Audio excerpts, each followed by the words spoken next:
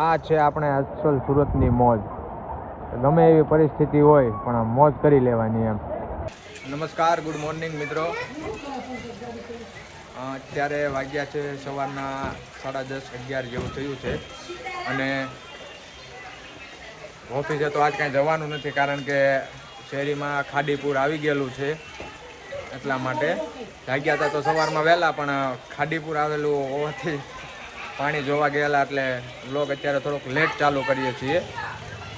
જોઈએ હવે આગળ ગેટ બાજુ જઈએ છીએ ત્યાં કેટલું પાણી ભરેલું છે એ જોઈએ, કારણ કે શેરીમાં તો ઘણું પાણી ભરાઈ ગયું છે.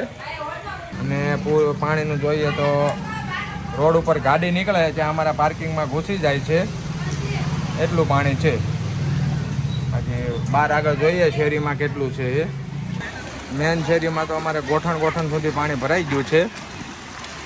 આ મેન શેરીનું પાણી છે અને આ આવે છે આમ પાછળના ખેતરોમાંથી આવે અને અહીંયાથી અમારા શેરીમાં થઈને આગળ નીકળે છે. અહીંયા જે આપણી બંને ગાડી છે, સામે પંકજભાઈ આવે છે.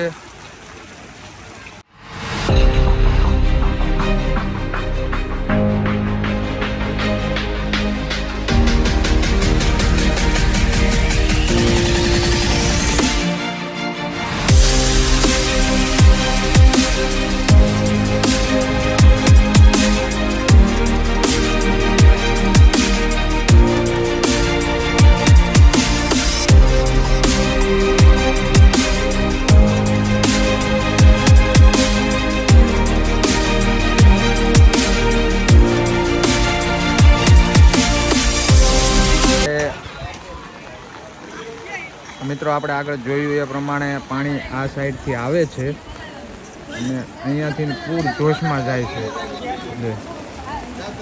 પાછળ જ્યાં ખાડી છે આપણે હમણાં જોઈએ, આગળ એ સાઈડ જઈએ એટલે ખાડીમાં કેટલું પાણી છે પહેલાં આપણે ગેટે જોતા આવીએ ગેટ પર કેટલું પાણી છે.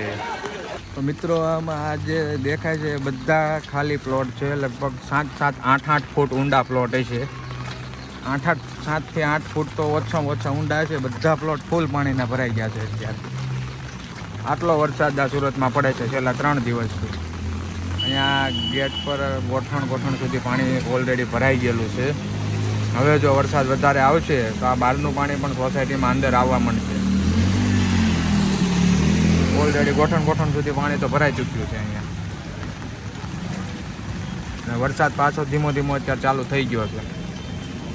જોઈ શકો છો તમે કેટલું પાણી આ ગોઠણ સુધી ભરાઈ ચૂક્યું છે. તો મિત્રો આપણે જોઈએ એ પ્રમાણે પાણી ઘણું ભરાઈ ગયેલું છે સોસાયટીના ગેટે. લગભગ ગોઠણ ઉપર પાણી ભરેલું છે. તો મિત્રો આપણે જોઈએ એ પ્રમાણે આગળ જોયું કે પાણી ખૂબ ભરાઈ ગયું છે. તો એનું જોઈએ તો આ જગ્યાએથી આપણે જોઈએ છીએ કે અહીંયાથી પાણી આવે છે અને આ બધું પાણી એક જગ્યાએ જ આવે છે અને અહીંયા પાછળ જે ખાડી છે એમાં જાય છે.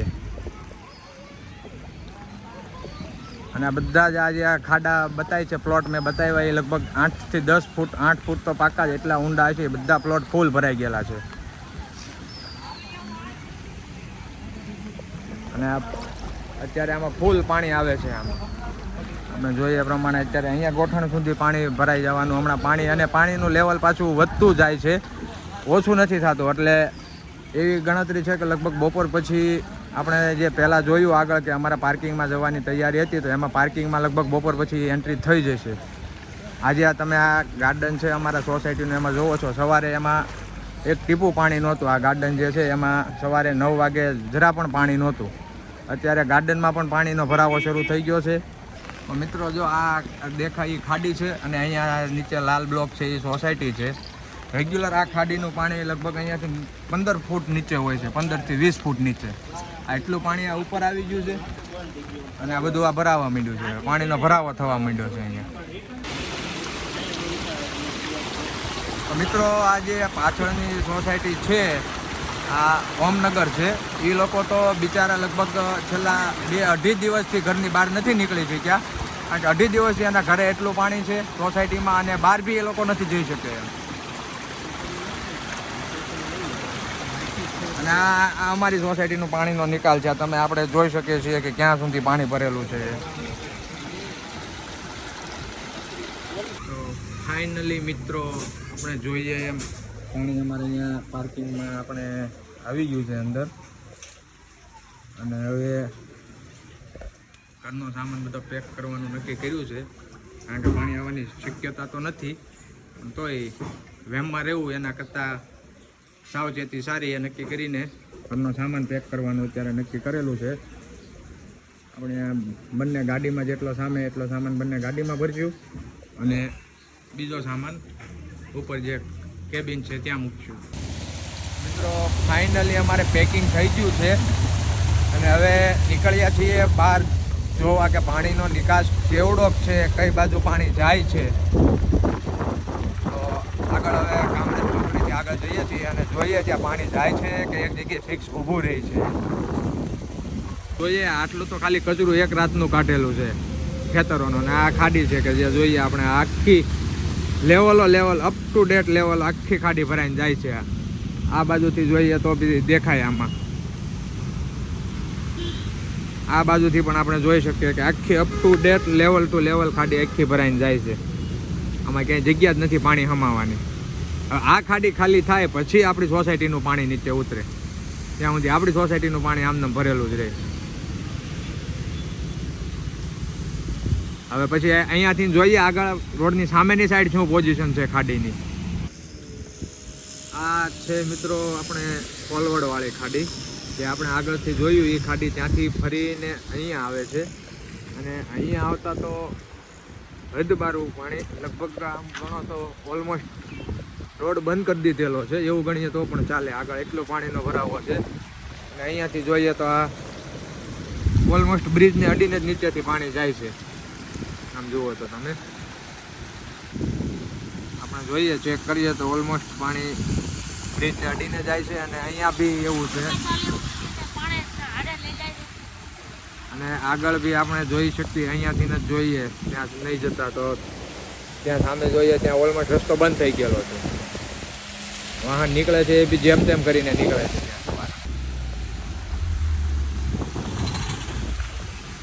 આસપાસના જે આ ખેતરો છે બધા એકદમ લેવલ દરિયા જેવું થઈ ગયું છે. ઇન શોર્ટ અહીંયા ઊભા જોઈએ તો દરિયો હોય એવું જ લાગે, બધું એક લેવલ થઈ ગયું છે પાણી. આજુબાજુના બધા ખેતરો, સોસાયટીના જે પ્લોટ પડેલા હોય એ બધા જ.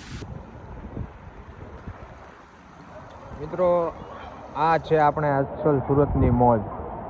ગમે એવી પરિસ્થિતિ હોય પણ મોજ કરી લેવાની એમ. આટલું પાણી ભરાણેલું છે, લોકોના ઘરમાં પાણી જાય છે, છતાં જોવો બાળકો જુઓ તમે કેટલા મસ્તીમાં રમે છે. આગળ લોકો બેઠા છે એ બી ખુરશી નાખીને પાણીમાં બેઠા છે. આ અસલી સુરતની મોજ છે આ.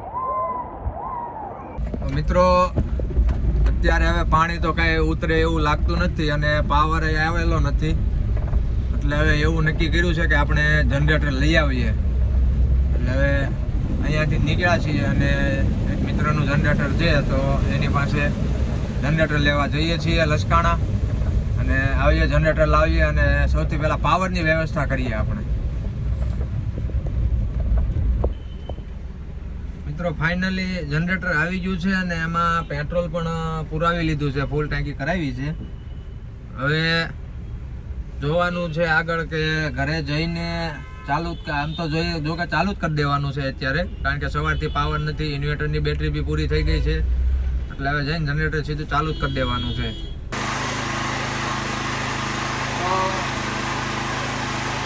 મિત્રો ફાઇનલી જનરેટર આવી ગયું છે અને ચાલુ પણ કરી દીધું છે અને પાવર બી આવી ગયો છે.